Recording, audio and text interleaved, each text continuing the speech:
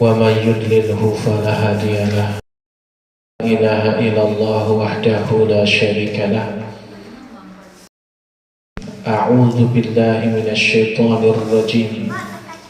يا أيها الذين آمنوا اتقوا الله حق تقاته ولا تموتن إلا وأنتم مسلمون. فقال رسول الله صلى الله عليه وسلم: فإن أصدق الحديث كتاب الله وخير الهدي هدي محمد صلى الله عليه وسلم وشر الأمور محدثاتها وكل محدثة بدعة وكل بدعة ضلالة وفي الرواية وكل ضلالة في النار. وقال أيضا: اتق الله حيثما كنت وأتبع السيئة الحسنة تمحوها وخالق الناس بخلق حسن. Ummahat wa akhwati fillah, jamaah yang dirahmati Allah, alhamdulillah atas izin Allah kita bisa bermajelis, berkumpul, bermuajahah dalam majlis talabul ilm, tawasau bil haqqi wa tawasau bis sabr.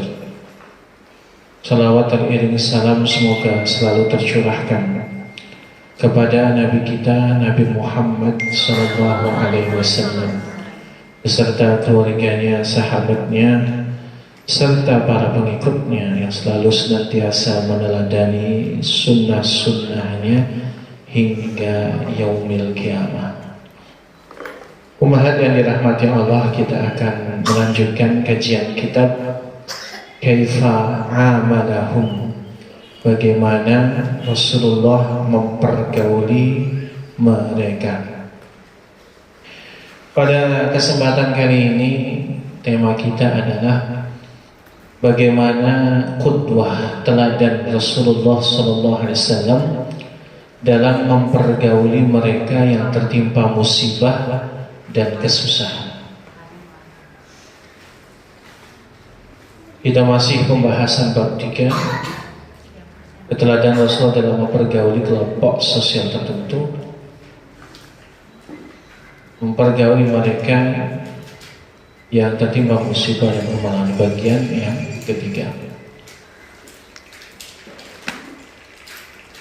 Kebijaksanaan Allah menetapkan bahwa hidup ini tidak akan pernah sepi dari kesedihan dan kesusahan.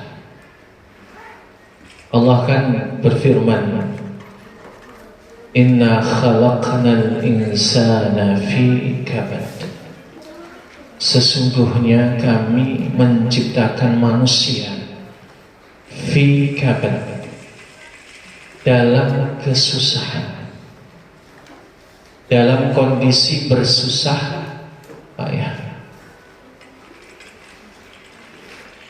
Artinya hakikat kehidupan kita di dunia ini ya susah payah. Gak ada orang hidup itu lempeng gitu, gak ada. Ada saja kesedihan, ada saja kesusahan.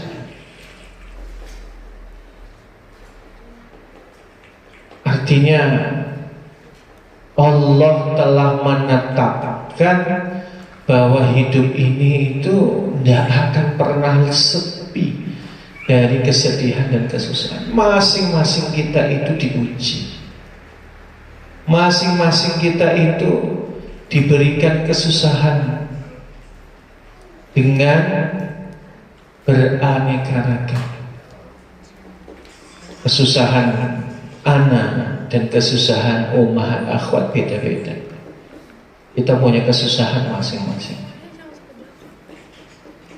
Barangkali juga mungkin baru semalam ummahat nangis. Apa tiap malam nangis? Baru semalam nangis atau tiap malam nangis? Nangis. Ada aja namanya manusia itu yang dipikirin, yang dikhawatirin, yang disedihkan. Ada aja. Siapa saja yang ingin tetap sehat dan aman, Dan setiap saat tanpa menghadapi penderitaan berarti nggak tahu makna dimintai pertanggungjawaban dan tidak memahami makna penyerahan diri. Sebab umat manusia dalam kehidupan ini sudah pasti akan diuji, entah itu menyangkut harta, raga, atau keluarga mereka. Jadi kenapa Allah Ta'ala harus menciptakan manusia di dunia ini bersusah payah? Kenapa dunia ini sebagai darul bala, sebagai negeri ujian? Karena kembali kepada tujuan Allah menciptakan manusia di dunia ini, liyabluwakum ayyukum ahsanu amal, agar terlihat mana yang paling baik amalannya. Karena setiap ujian pasti akan dimintakan pertanggungjawaban. Kita ini kullukum mas'ula, setiap kalian ini akan dimintakan pertanggungjawaban di hadapan Allah. Jadi wajar kita hidup di dunia ini diuji, itu wajar, supaya ada pertanggungjawaban. Hidup kita ini untuk apa? Hidup kita ini dalam rangka apa? Kalau hidup di dunia lempeng lurus kayak jalan tol, jalan tol aja nggak lurus-lurus amat, maka akan kehilangan rasa pertanggungjawaban, dan tidak akan ada lagi penyerahan diri. Manusia sombong kalau nggak diuji, itu manusia sombong. Ada manusia itu merasa hidupnya fine aja, itu kadang sombong. Kekuasaan punya, keluarga punya, harta banyak, semua keinginan dicapai, biasanya sombong. Itu manusia. Makanya Allah berikan ujian ini supaya manusia menyerahkan dirinya kepada Allah, minta kepada Allah. Jadi gak ada di antara kita yang lepas dari ujian itu. Kadang menyangkut harta, ya sebenarnya wah ujiannya. Banyak harta juga ujian. Sedikit harta, ya ujian juga yang sama. Diberikan kesehatan raga, ujian. Sakit raga, ujian. Keluarga, ujian. Makanya inilah sunnatullah kehidupan. Allah Ta'ala berfirman dalam surah Ali Imran 153 ya, A'udzu billahi minasyaitonir rajim. Wa tilkal ayyamu nudawiluha bainan nas. Dan hari-hari itu dipergilirkan, nudawiluha, kami pergilirkan di antara manusia. Baina suqmin wa sihah, antara kadang sakit, kadang sehat. Tidak ada saatnya sakit, ada saatnya sehat. Baina huznin wassa'adatin, antara sedih bahagia. Kita kalau nggak sedih ya bahagia, nggak akan keluar dari itu. Baina usrin wa yusrin, antara kesulitan dan kemudahan. Kadang kita urusannya sulit gitu, kadang mudah. Ada sebagian orang nyari rezeki gampang, padahal ya usahanya sama gitu. Kalau bicara rasa sama atau mungkin juga lebih kurang, tapi karena rezeki beda-beda. Kadang susah, tapi kadang yang mudah. Kalau mudah kan baina ijtima'in wa furqatin, antara bertemu dan berpisah. Bertemu ujian, berpisah ujian, semuanya ujian. Makanya kata para ulama, wa tilkal ayyam, itu adalah bahwa al-ayyam yang terjadi di antara manusia itu yahulu baina samaniyati ahwal, itu nggak akan keluar dari 8 kondisi yang kita sebutkan di atas. Baina sukmin wa sihah, baina husnin wa sa'adah, wa baina usrin wa yusrin, wa baina ijtima'in wa furqatin. Bertemu itu ujian. Kita bertemu dengan orang terdekat kita, pasangan misalnya, itu ujian. Berpisah, ujian. Hidup mati semua ujian. Makanya ya, tidak akan ada yang lepas dari ujian itu. Salah satu cara terbaik meniti api ujian adalah dengan mengikuti jejak orang lain yang pernah diuji dan mereka tabah. Ini salah satu cara supaya kita itu bisa melewati ujian, dengan mengikuti jejak orang lain yang pernah diuji dan mereka tabah.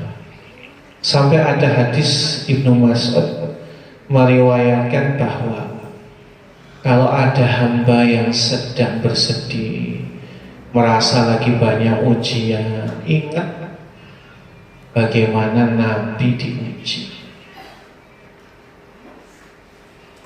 Kenapa? Karena di antara manusia yang paling banyak ujian itu para nabi.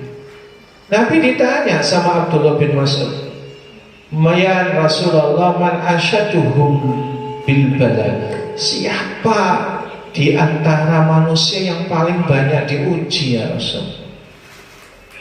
Maka Rasulullah SAW mengatakan, al-anbiya, para nabi. Makanya kata Rasul, kalau kita lagi diuji terasa berat, tengok mereka yang pernah diuji, para nabi itu. Di antara para nabi itu ada nabi yang diberi gelar ulul azmi minar rusul. Mereka adalah para nabi yang tangguh, tabah diuji, kebulatan tekadnya untuk berdakwah. Ada Nabi Ibrahim, Nabi Nuh dakwah 950 tahun diuji oleh Allah. Ada salah satu anaknya dan istrinya yang membangkang. Bagaimana Nabi Ibrahim harus dibakar hidup-hidup, ya? Bagaimana Nabi Musa dikejar-kejar Fir'aun, masuk Laut Merah. Bagaimana Nabi Isa, bagaimana Nabi Lut, bagaimana Nabi Ayub. Ya Allah, luar biasa itu. Ada kuda lumping. Jalanan.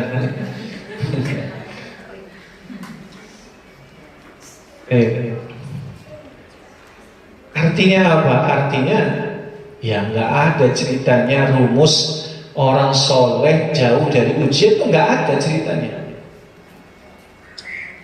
Oh, kalau rumusnya para nabi itu paling banyak diuji, kan rumusnya salah tuh. Kalau orang soleh jauh dari ujian itu kan salah.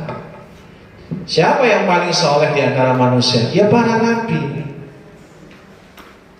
Jadi rumusnya keliru kalau orang dikatakan soleh jauh dari ujian, rumusnya keliru. Justru ketika seorang itu bertambah imannya, tambah ujiannya. Ini nggak ada ceritanya orang soleh, kita puasa, kita sholat, ngaji, berarti supaya menghindari ujiannya. Nggak ada ceritanya. Mesti diuji, ada aja. Jadi makanya gimana supaya kita bisa meniti api ujian itu, ikuti jejak orang lain yang pernah diuji, yang mereka tabah. Nabi Ayub itu Masya Allah luar biasa, penyakitnya yang luar biasa ya. Penyakit apa? Kusta, kulit. Itu dagingnya merotoli. Tahu merotoli? Jatuh.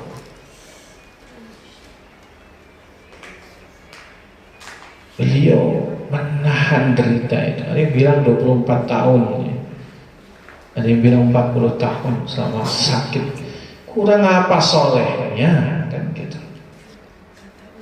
Ya, semua akan mendapat ujian. Jadi makanya kita untuk bisa melewati itu, contoh orang yang pernah diuji, apalagi Nabi Muhammad SAW. Wah, itu ujiannya lebih berat lagi. Di antara para nabi yang paling banyak ujiannya ya Nabi Muhammad SAW. Kalau mau mencari, kita tidak akan menemukan seorang pun yang tidak diuji. Entah ujian itu berupa kehilangan orang yang dicintai atau sesuatu yang tidak diharapkan menimpa orang itu. Maka dari itu penting bagi kita memahami bagaimana Rasulullah SAW memperlakukan orang-orang yang mengalami musibah dan kesusahan. Wah, oleh karenanya nggak ada orang yang nggak diuji. Kita sebagai orang yang sama-sama bakal diuji, itu tinggal nunggu giliran ujian saja.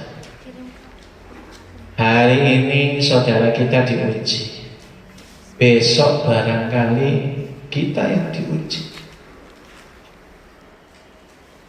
Makanya penting untuk bersikap yang benar kalau ada orang yang diuji, supaya kita juga bisa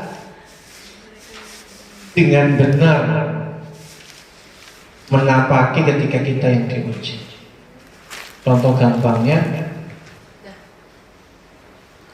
kita itu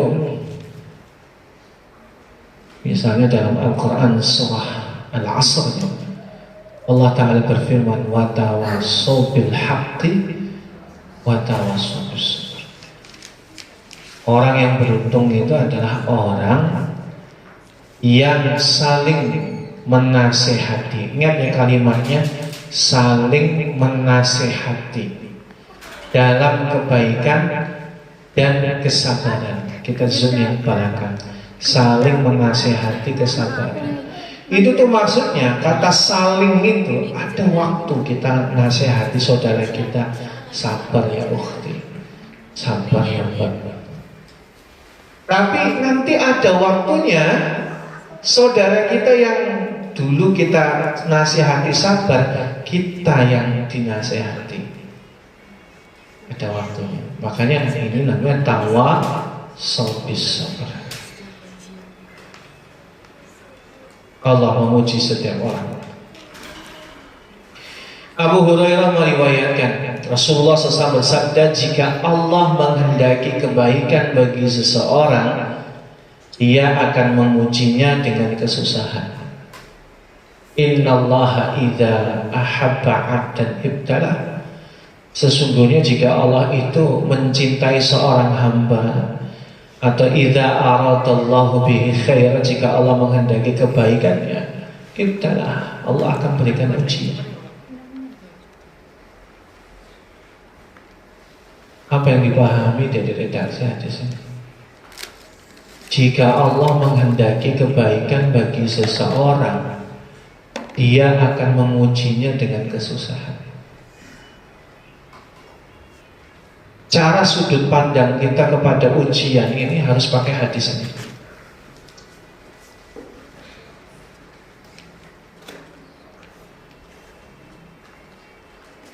Al-Baji mengatakan, artinya orang akan diuji dengan penyakit yang berpengaruh terhadap kesehatan mereka, kekayaan mereka, kebahagiaan mereka, dan seluruh situasi mereka, barangkali pikiran, kesehatan, dan semuanya. Allah akan uji itu. Jika orang tersebut bersabar serta berharap mendapat balasan dari Allah atas kesabarannya, maka segala derita akan berakhir mencapai kebaikan yang dikehendaki Allah baginya. Cara berpikir sederhana. Ada orang tuh nggak sakit-sakit, sehat terus, sehingga kemudian dia tidak pernah merasakan bagaimana sakit. Padahal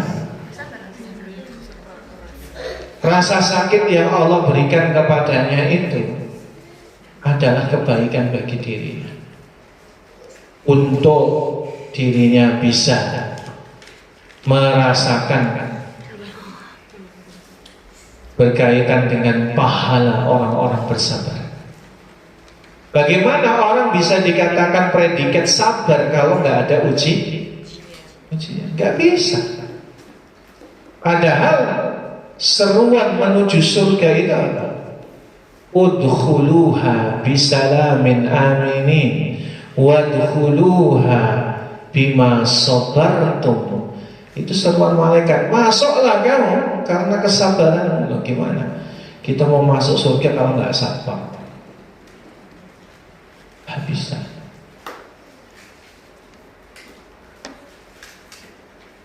Jadi kalau kita pengen masuk dalam kategori orang yang sabar, ya harus diuji. Harus diuji. Ketika dia diuji sabar, digugurkan dosanya, ditingkatkan pahalanya. Itulah derajatnya surga.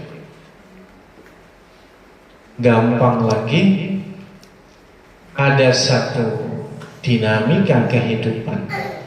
Kita diberikan sakit, kita diuji supaya kita dekat sama Allah Ta'ala. Itulah cara Allah menguji orang-orang beriman. Sehingga orang beriman itu ketika diuji, dia semakin dekat sama Allah, semakin menjauhi maksiat. Karena kalau orang sakit tuh yang dipikirin apa? Satu, pengen sembuh. Kedua, diampuni dosa-dosanya. Ketiga, taubat biasanya. Ya bisa punya waktu introspeksi kan? Kalau sehat-sehat terus gak bisa introspeksi. Anas bin Malik meriwayatkan ya, bahwa Rasulullah SAW bersabda, inna idzamal jaza ma'a idzamil bala wa inna allaha idza ahabba 'abdan ibtalah. Besarnya pahala bergantung pada besarnya kesusahan. Jika Allah mencintai seseorang, maka Allah akan mengujinya. Dari sini kita punya pemahaman, orang yang dia makin banyak ujian, makin banyak mendapatkan pahala dari Allah Ta'ala.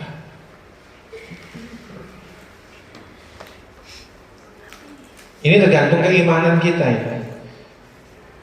Ya barangkali ada di antara kita yang kalau diuji kok enak, ya gak enak. Siapa bilang ujian itu enak? Ya enggak enak. Tapi bagi orang yang dengan tingkat keimanan tertentu, cara bypass mendapatkan pahala yang mudah itu ujian. Karena kita ikhlas menjalaninya. Ibadah kita itu belum tentu diterima. Sholat kita, puasa kita, ngaji kita, itu belum tentu diterima. Tapi kalau kita kena ujian sabar, ya mau nggak nerima juga hilang nggak hilang penyakitnya kan? Kita terpaksa menerima. Nah, mungkin kita sakit itu mau riak gitu loh. Nggak mungkin. Kalau benar-benar sakit nih, ada yang sakit pencitraan ada. Cuma kalau sakitnya beneran, ya Allah, nggak ada yang lain. Dia nggak nerima penyakitnya, nggak pergi. Terus saja penyakit itu ada kan?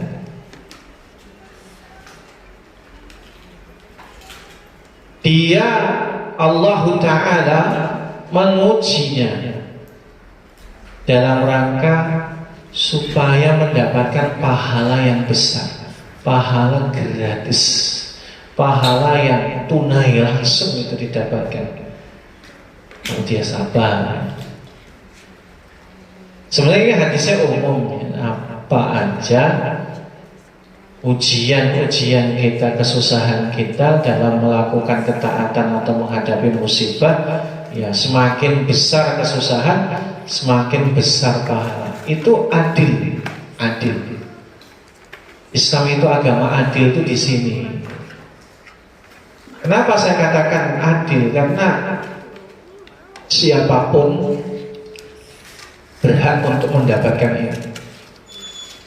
Kalau di agama sebelah, yang punya uang yang banyak pahala, yang punya uang yang dibebaskan dosa, yang punya uang dapat sertifikat masuk surga.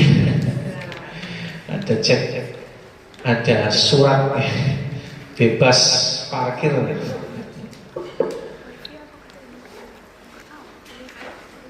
Dan jika Allah mencintai seseorang, Dia akan mengujinya. Kok bisa Allah cinta sama orang, Allah uji? Iya, karena Allah ingin seseorang itu mendapatkan pahala yang besar.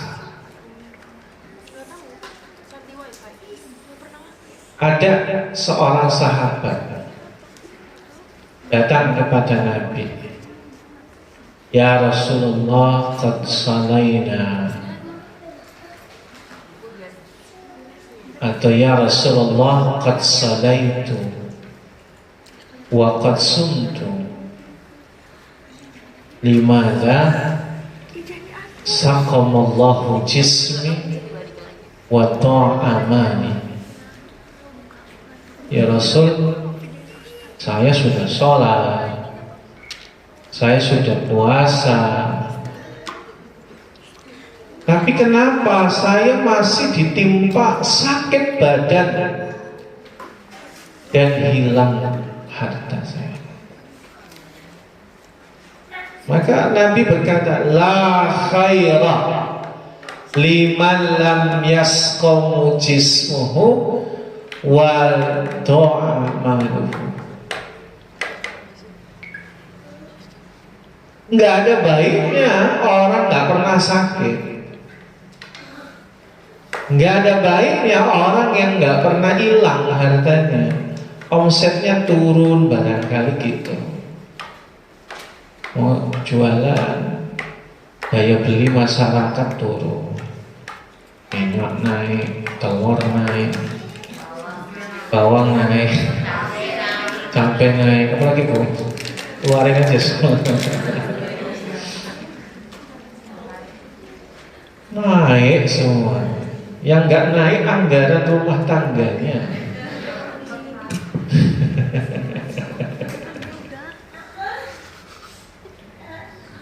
Kalau kemarin agak puter otak untuk ngatur uang belanja, sekarang bukan puter otak lagi.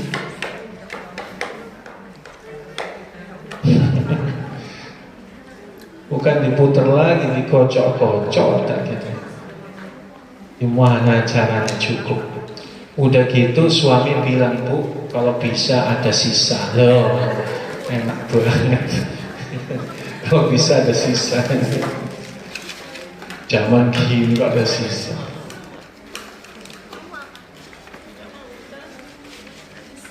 Siapa saja yang rela mangkana lahu ridha.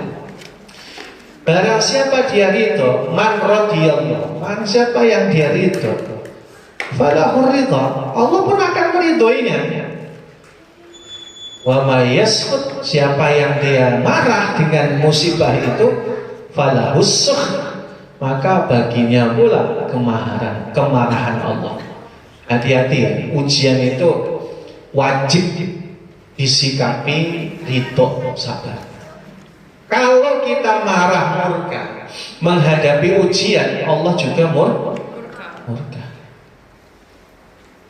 Karena apapun yang terjadi nggak akan pernah lepas dari kuasa Allah. Artinya Allah Ta'ala yang mengadakan ini. Ya. Tidak ada kejadian, tidak ada musibah illa biiznillah, kecuali dengan izin Allah. Jadi ya mau tidak mau harus ridha. Faman radiya falahur ridha, wa man sakhita falahus sukh. Siapa yang dia ridha, Allah akan ridha padanya. Siapa yang dia murka, marah menghadapi musibah itu, maka Allah pun murka kepadanya.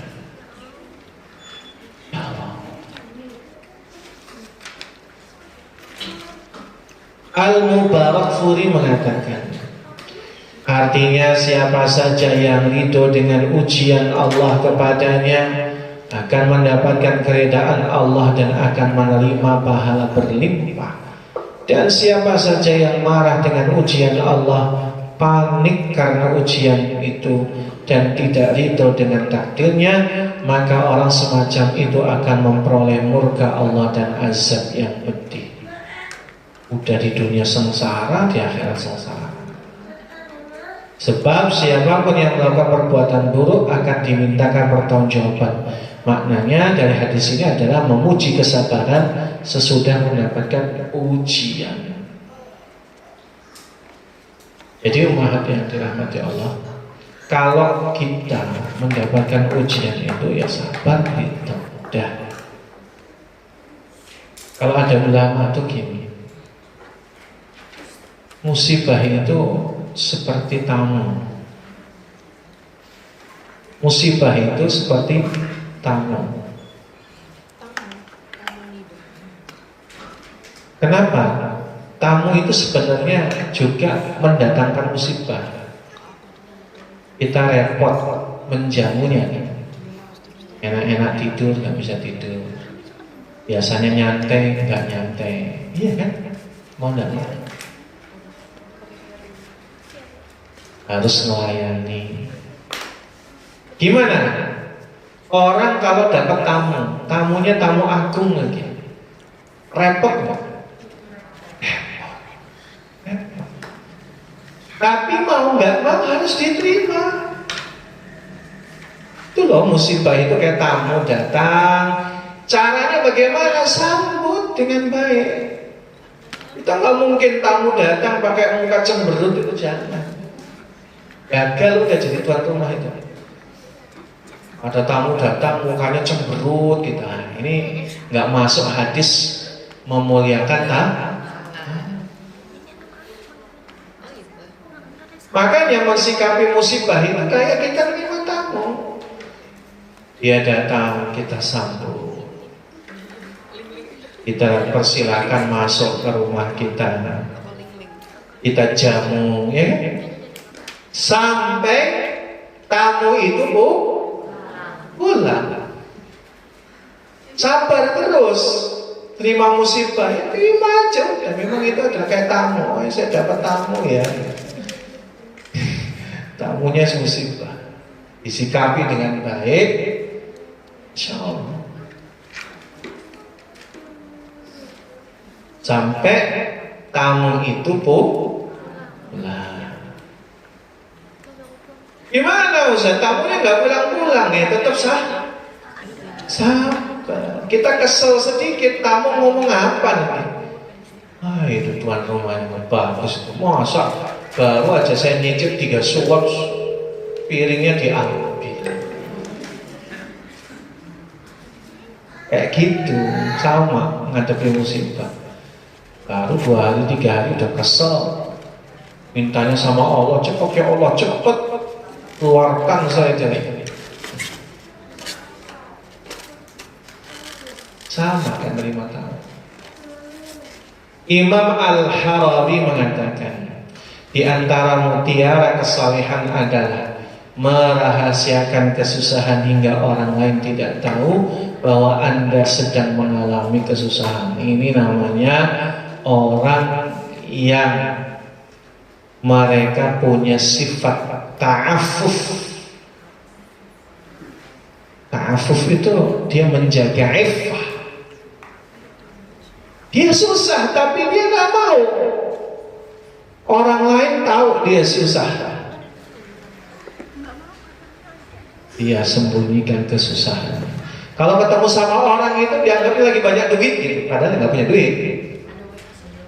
Yo, ada orang kena musibah, dia paling dominan menasehati, padahal dirinya banyak problem di rumah. Itu orang soleh itu. Mutiara kesalehan itu la yas'alunan nasa ilhafa. Mereka nggak minta-minta kepada manusia.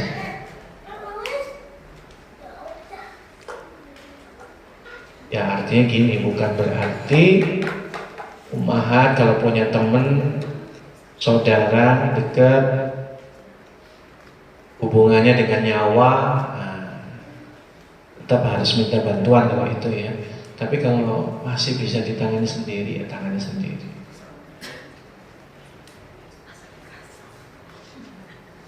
Mutiara kesalehan merahasiakan. Lapar belum makan. Gimana caranya orang nggak tahu belum makan? Kan gitu. Bibirnya diolesi minyak zaitun. Habis makan. Orang maunya habis makan. Ya. Artinya apa? Artinya ada upaya supaya kita itu menyembunyikan. Jadi barangkali juga Allah berikan kepada kita badan yang sehat, gemuk. Itu salah satu menutupi kesusahan juga. Ada hikmahnya ternyata. Kan orang mikir, oh ini gemuk, sehat, lagi seneng. Iya seneng, alhamdulillah. Padahal batinnya lagi ngenes.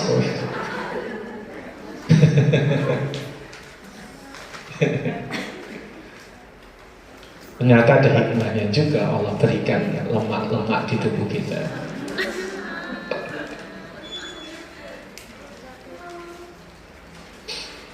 Rasulullah menyeru mereka bersabar dan mengharapkan balasan dari Allah.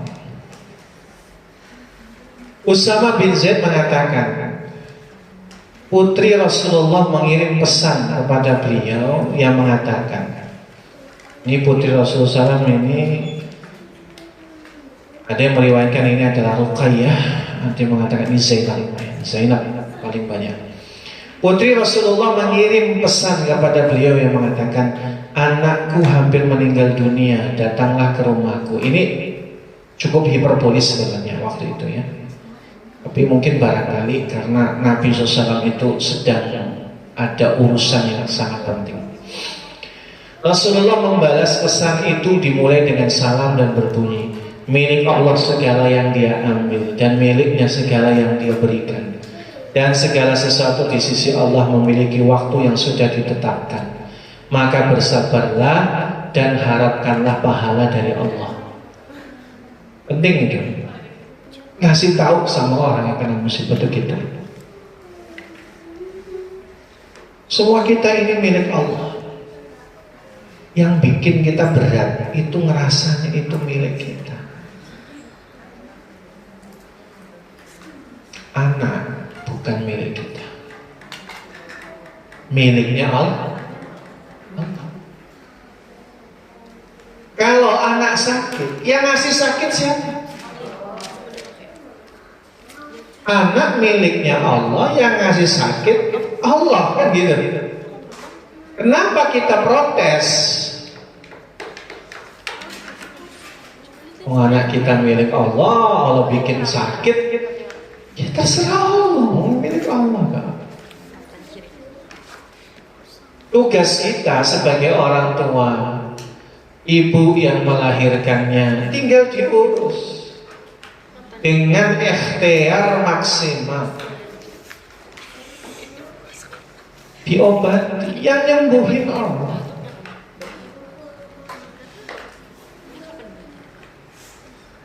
Artinya ketika kita itu memahami bahwa kita, anak kita bukan milik kita sendiri, ya gak ada ceritanya kita protes. Dan segala sesuatu di sisi Allah memiliki waktu yang sudah ditetapkan. Ya, ada waktunya sembuh, ya sembuh. Butuh enggak kesembuhan yang Allah tetapkan itu tergantung manusia? Enggak butuh. Allah kalau sudah menyembuhkan, ya kun fayakun, selesai. Ada waktunya. Mau pengobatan segimanapun, ya Allah belum kasih sembuh, mau gimana? Ya kan? Ya sudah, itu pemberian dari Allah Ta'ala. Ngobrol sama seorang dokter spesialis, punya pengalaman banyak sekali menangani pasien kritis dan non kritis. Kadang yang sampai krisis sekalipun, stadium yang sudah barangkali 4, dengan izin Allah sembuh dengan treatment yang dibuat. Tapi ada yang mungkin barangkali pasien stadiumnya baru 1 gitu, treatmentnya sungguh-sungguh, ya sudah saatnya ninggal, ya ninggal. Apa yang dilakukan dokter nggak bisa apa. Ada waktunya. Ibu aja masak kadang enak, kadang juga enak banget. Ya. Mikirnya kayaknya bumbunya sama, bawangnya sama, ya kan? Kok masakan rasanya belum tentu sama. Barangkali yang hari pertama lagi bahagia, maka masaknya jadi enak, nggak keasinan. Cuma kalau lagi sedih, masaknya kan air matanya netes, jadi keasin.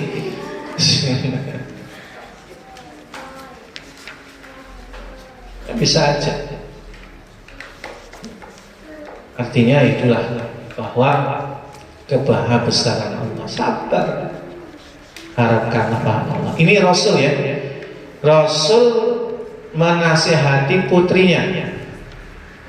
Lalu putri beliau mengirim pesan lagi, mendesak beliau dengan nama Allah agar datang.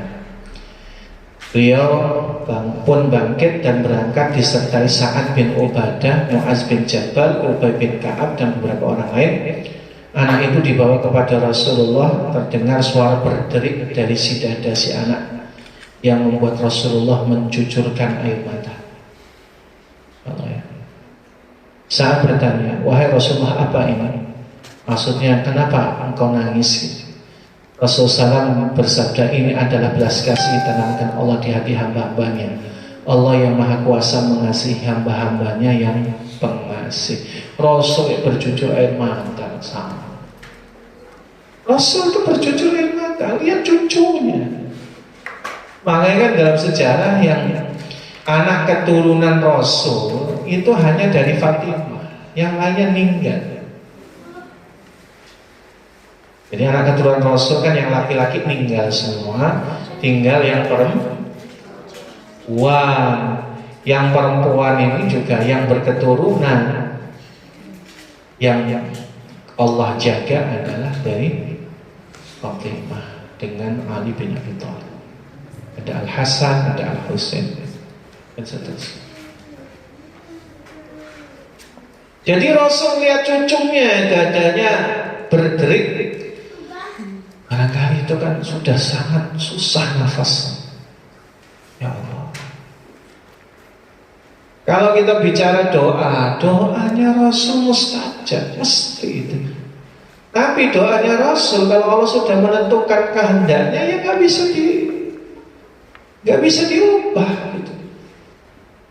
Kalau Allah sudah menghendaki, maka Nabi itu sampai bercucur air mata. Maka Rasul menjawab, ini belas kasih ini ditanamkan Allah di hati hamba-hamba. Jadi kalau nangis itu wajar. Innal aina tadma' wa innal qalba tahzan. Sesungguhnya hati itu diciptakan Allah untuk bisa merasakan sedih. Sesungguhnya Allah juga menciptakan mata itu supaya nangis.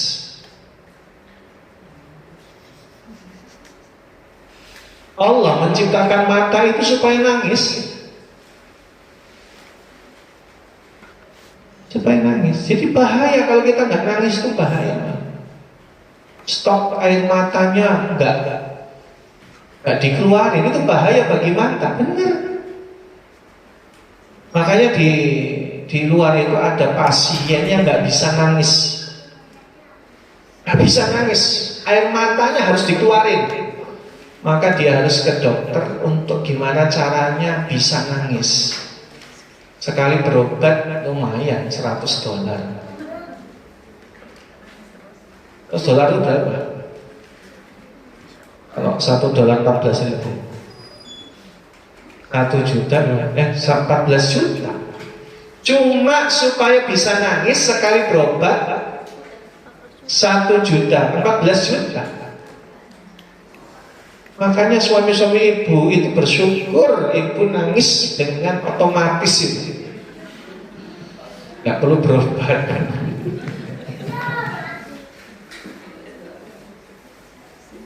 Karena bagi wanita harus dikeluarin. Makanya wanita itu ya sedih nangis, bahagia yang nangis, apalagi kesel sampai nangis, ya kan, kepikiran nangis, semuanya nangis. Maksudnya sampaikan ke ikhwan-ikhwan itu nggak usah baper kalau istri nangis itu. Istri nangis itu wajar. Dia hanya perlu pundaknya suami untuk tempat dia bersandar. Bukan untuk nangis bareng. Artinya apa? Artinya namanya nangis itu wajar. Silakan nangis. Tapi syaratnya apa? Syaratnya kata Rasul, walakinna la natakallam illa ma radiya rabbuna. Tapi ya, dalam nangis, dalam sedih, gak boleh kita berucap kata-kata yang tidak Allah ridhoi. Apa contohnya? Kalimat yang gak Allah ridhoi, ya merata, sekedar bilang ngeluh, hujan, sakit terus. Itu ngeluh gitu namanya. Itu gak Allah ridhoi. Imam Ahmad itu sakit, masih merintih, dinasehati sama anaknya. Apakah itu termasuk mengeluh, wahai ayahanda? Habis itu beliau nggak merintih. Jangan mengeluhkan tak. Nangis nggak apa-apa, nangis. Tapi mulutnya ini jangan keluar kata-kata yang dimurkai Allah, yang tidak Allah ridhoi. Ya Allah, kenapa kau berikan takdir kepada kami begini ya Allah? Yang sakit itu preman-preman itu loh, yang berbuat jahat. Nggak usah gitu, itu udah aturan Allah. Itu namanya ngatur Allah itu. Nggak boleh. Ya disikapi, nangis silakan nangis, tapi mulutnya jangan keluar kata-kata yang Allah murkai. Rasulullah mengajari mereka bagaimana sabar. Jadi kalau ada orang kena musibah itu suruh sabar. Semoga Allah melimpahkan kesabaran bagimu. Gitu syariatnya. Jadi kalau ada orang kena musibah rasakno, nggak boleh. Bahasa Jawa ya, rasain, nggak boleh.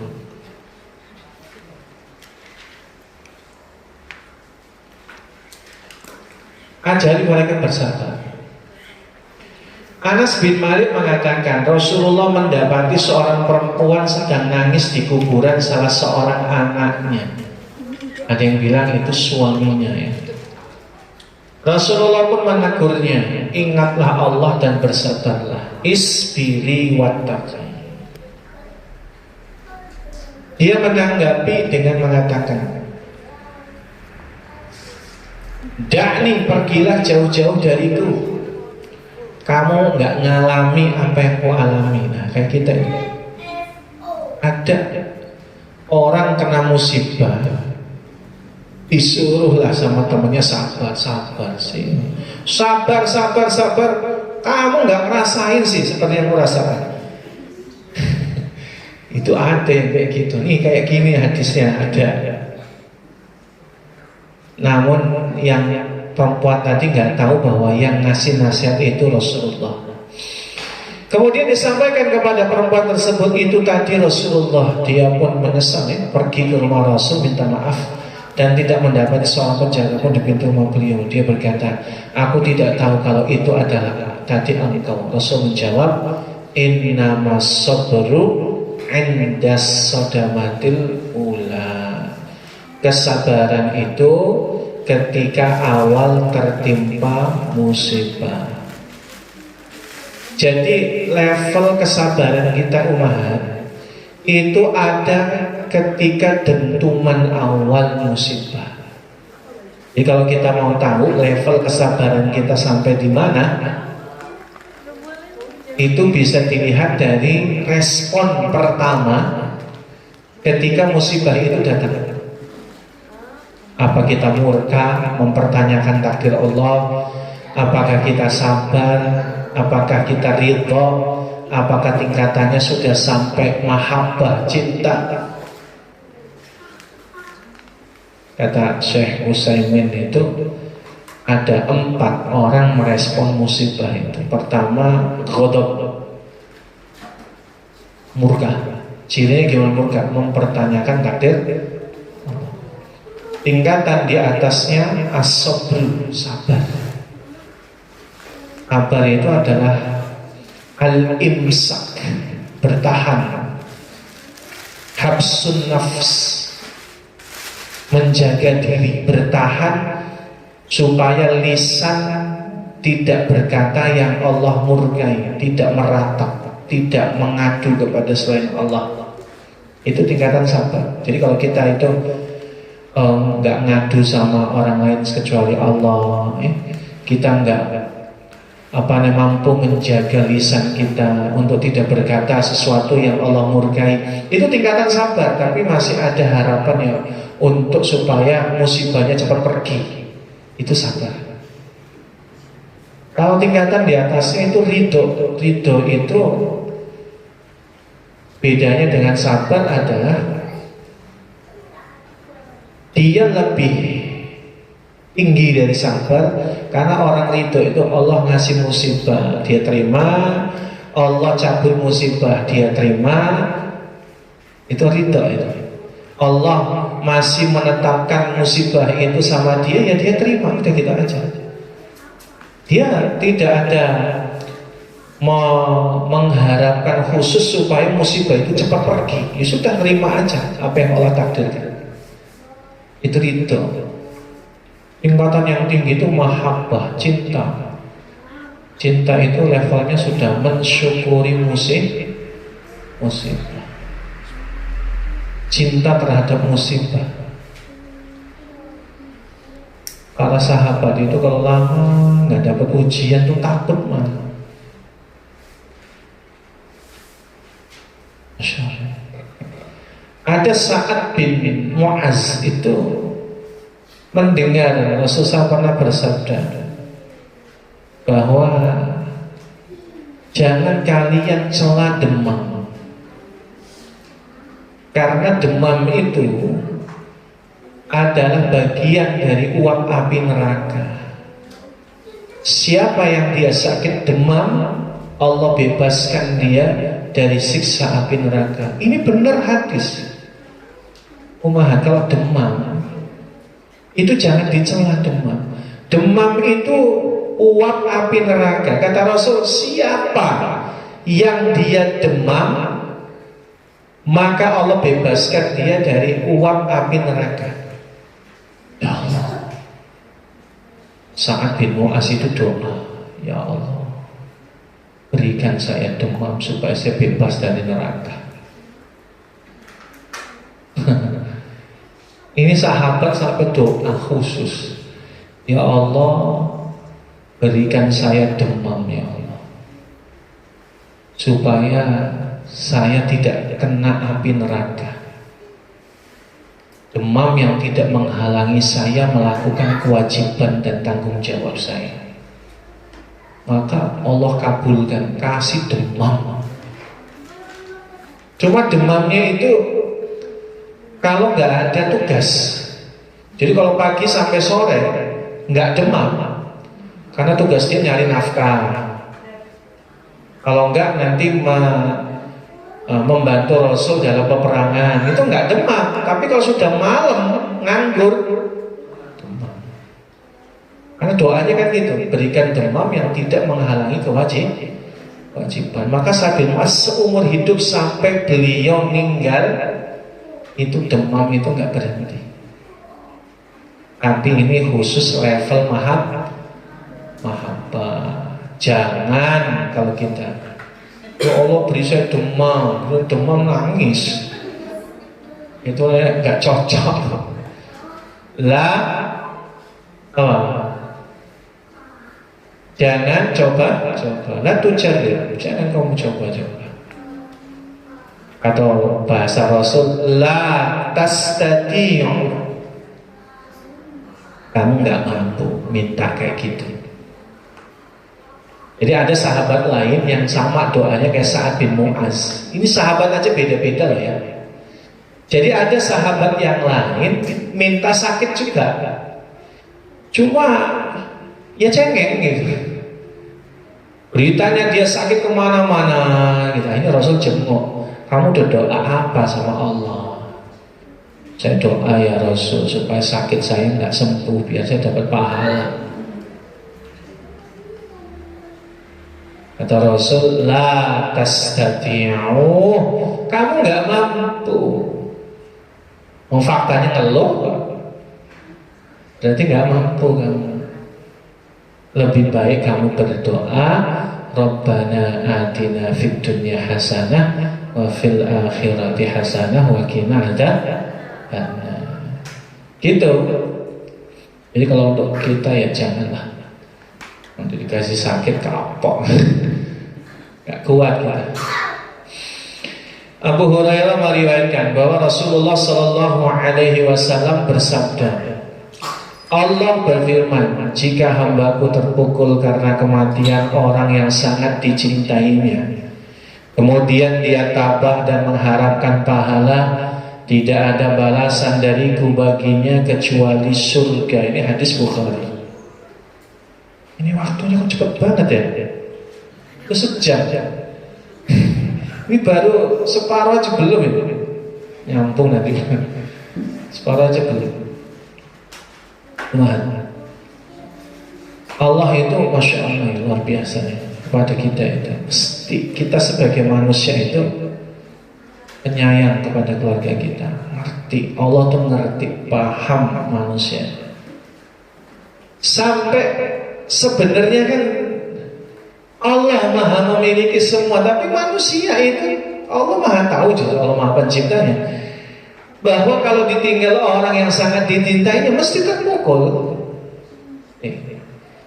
Makanya lewat sabdanya, jika hambaku sedih terpukul karena kematian orang yang sangat dicintainya, dia tanpa mengharapkan pahala, tidak ada balasan dariku baginya kecuali surga. Ya Allah, surga. Siapapun itu, orang tua kita, anak kita, kalau tabah, atau mungkin pasangan kita, kalau tabah ya, dan mengharap pahala Allah, Allah janjikan balasannya surga. Ibnu Hajar mengatakan yang dimaksud dengan kemudian tabah dan mengharapkan pahala adalah orang tersebut bersabar dengan kehilangannya dan mengharapkan pahala dari Allah untuk itu. Artinya dia mencari pahala dari Allah dengan ikhlas.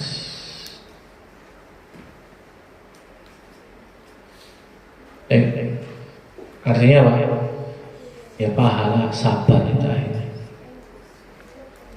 Abdullah bin Amr al-Asa mengatakan, Rasulullah SAW bersabda, Allah tidak ridho dengan apapun yang lebih rendah dari surga sebagai balasan bagi orang yang tertimpa kesusahan karena kehilangan orang yang dicintai di muka bumi.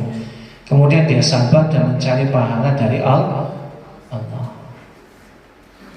Muaz bin Jabal meriwayatkan bahwa Rasulullah bersabda, demi dia yang jiwaku tergenggam di tangannya, seorang perempuan yang mengalami keguguran akan diseret oleh janin dengan tali pusarnya ke surga, asalkan dia mencari pahala karena itu dengan sabar menanggung kesusahan.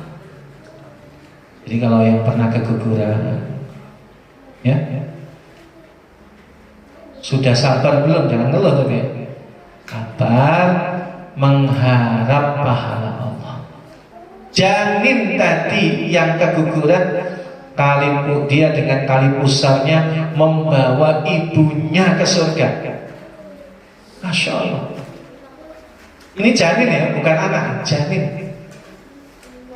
Barangkali gitu, ada di antara kita yang belum punya anak ataupun keguguran terus, jangan patah hati. Pertama, cara memandangnya adalah bahwa itu ketentuan Allah pasti. Mau pakai metode apapun, kalau belum dapat rezeki belum. Tapi jangan sedih, jangan putus asa, jangan murka sama takdir Allah. Sabar, itu tuh salah satu investasi bagi kedua orang tuanya untuk bisa masuk ke dalam surga. Atau Allah juga tidak menginginkan dia masuk ke neraka gara-gara dia melahirkan seorang anak yang durhaka. Kan bisa aja orang punya anak, takdirnya anaknya durhaka, malah nyeret orang tuanya masuk neraka. Cara berpikirnya gitu. Cara berpikirnya harusnya begitu.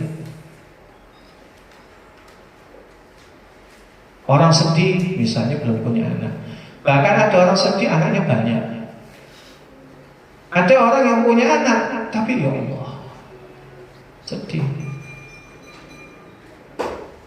Bahkan kita itu akan selalu diuji sama anak-anak kita, akan diuji.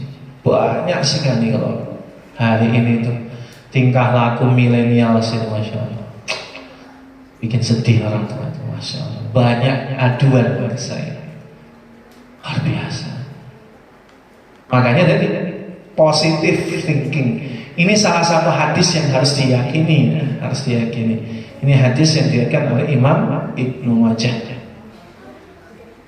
Soleh mengatakan, ketika aku ditimpa satu ujian, aku bersyukur kepada Allah untuk itu 4 kali. Coba luar biasa. Soleh berkata, ketika aku ditimpa suatu ujian, aku bersyukur kepada Allah 4 kali. Allah Akbar. Dapat ujian, syukur coba. Dikit lagi ya. Pertama, aku bersyukur kepada Allah karena ujian tidak lebih besar dari itu. Cara berpikirnya gitu. Jatuh dari motor, mikirnya ya alhamdulillah ya Allah, tadi jatuhnya ke samping. Coba kalau jatuhnya ke tengah. Saya mengalami itu. Saya dibonceng sama seorang ustadz juga. Ada tugas di Kalianda. Ngebut namanya ustadz muda. Wush. Itu nabrak mobil. Itu teman kita ustadz muda ini mental ke kiri, ke tanah, saya mental ke tengah. Jadi bayangin kayak apa ya. Tapi dengan izin Allah ya, dengan izin Allah, ya alhamdulillah saya syukuri. Karena yang pertama kali sadar anak pribadi. Jadi anak malah nyari temannya, teman saya tadi. Dengan izin Allah ya alhamdulillah di tengah nggak ada mobil lewat gitu ya. Ya alhamdulillah. Itulah caranya kita bersyukur itu. Jadi kalau cuma sekedar serempet dikit mikir, oh alhamdulillah kita tabrakan. Kalau tabrakan alhamdulillah nggak parah. Itu aja cara berpikirnya. Dipakai metodenya. Yang kedua, aku bersyukur kepadanya karena dia tidak mengaruniaku kesabaran. Karena dia mengaruniaku kesabaran dalam menghadapinya. Jadi sebenarnya gini, bukan ujiannya yang berat, tapi kurangnya sabar gitu. Kita kalau merasa curhat gitu di media sosial, saya lelah, saya capek. Itu bukan masalahnya besar. Stok sabarnya yang sedikit. Makanya minta sama Allah dan bersyukur. Ketika musibah itu datang, Allah mengkaruniakan kesabaran. Yang ketiga, beliau bersyukur kepada Allah karena dia memberiku kemampuan mengatakan kita ini kepunyaan Allah dan kepadanya kita akan kembali dengan harapan pahala besar dari itu. Syukur yang ketiga adalah kita kalau dapat musibah, kita bisa doa, Allahumma ajurni fi musibati. Ya, ucapkan inna lillahi wa inna ilaihi raji'un. Allahumma ajurni fi musibati wa akhlif li khairan minha. Tuh, jadi syukur bertiga itu caranya adalah kita bersyukur kepada Allah ketika dapat musibah, kita masih ingat inna lillahi wa inna ilaihi raji'un. Apa arti inna lillahi wa inna ilaihi raji'un? Sesungguhnya kita milik dan kepadanya lah kita dikembalikan. Udah selesai. Oh, ini milik Allah. Lalu doa, ya Allah berikanlah pahala atas musibahku, gantilah dengan ganti yang lebih baik. Gitu. Keempat, dan aku bersyukur kepadanya karena tidak mendatangkan musibah itu dalam agama. Musibah apapun yang terbesar perkara dunia itu nggak ada apa-apanya dengan musibah agama. Barangkali musibahnya cuma sedikit harta, tapi kita mensikapinya dengan murka, nggak mau sholat. Udah ya Allah, mau saya sholat aja karena musibah, mendingan saya nggak sholat. La ilaha illallah. Itu musibah agama. Itu lebih berat. Makanya Soleh berkata ini adalah saya bersyukur. Musibahnya masih dunia, bukan musibah agama. Sakit itu musibah dunia, tapi kalau nggak sabar musibah agama. Wallahu a'lam bishawab. Ini diriwayatkan oleh Imam Al-Baihaqi di dalam kitabnya Syu'abul Iman. Ya, perkataan Syu'aib tadi ya. Wallahu a'lam bishawab. Dengan menyesal waktunya sangat terbatas, kita cukupkan sampai di sini. Kita akan lanjutkan pembahasan ini insyaallah. Karena kita belum bahas bagaimana adab menjenguk orang sakit. Ini belum bahas bagaimana Rasul mempergauli mereka dan menyemangati mereka, banyak sekali caranya. Wallahu a'lam bishawab. Waktu debat kembali kepada MC. Sebagaimana di akhir acara, seperti biasanya ada sesi tanya jawab kepada Ustadz. Kami persilakan memberikan 2 pertanyaan kepada akhwat dan ummahat. 2 pertanyaan. Baik. Pertanyaan yang pertama,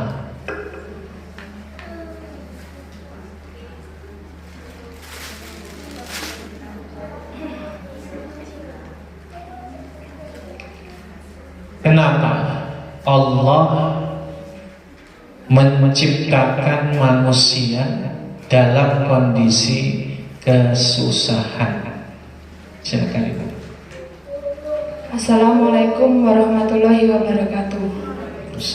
Allah menciptakan manusia dalam kondisi kesusahan itu supaya manusia tersebut ingat dengannya dan dekat dengannya. Terus dikit lagi. Satu lagi. Supaya hidup kita juga tidak sepi dari kesedihan dan kesusahan. Itu bukan alasan, itu kenyataan. Ya betul, sedikit lagi. Mengharapkan Dekat tadi sudah benar. dekat. Satu lagi ya. Ya, satu lagi. Mengharapkan keserahan diri kepada Allah dan pertolongan kepada Allah. Iya. Sudah. Itu. Cukup. Liyabluwakum ayyukum ahsanu amala, supaya amalnya bagus untuk dipertanggungjawabkan di hadapan Allah dan berserah diri pada Allah Subhanahu wa taala, supaya tadi semakin dekat kepada Allah Subhanahu wa taala. Cuma 2 itu, Pak. Cukup. Pertanyaan yang kedua.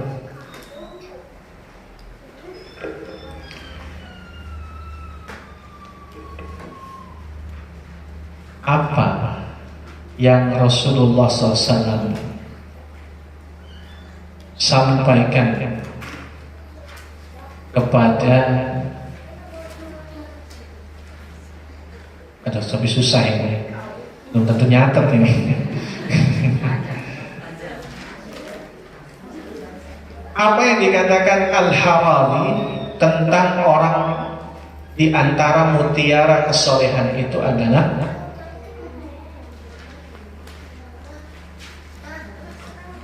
mutiara kesalehan adalah, ya silakan. Perkataan Imam Al-Harami, mutiara kesalehan adalah, mutiara kesalehan adalah merahasiakan kesusahan hingga orang lain tidak tahu bahwa Anda sedang mengalami kesusahan itu. Nah, barakallahu fiik.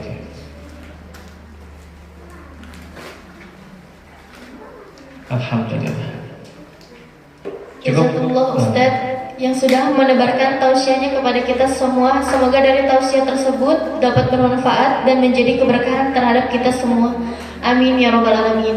Acara demi acara telah kita lalui. Mari kita akhiri acara ini dengan doa kafaratul majelis. Subhanallahumma wa bihamdika asyhadu an la ilaha illa anta astaghfiruka wa atubu ilaik. Assalamualaikum warahmatullahi wabarakatuh.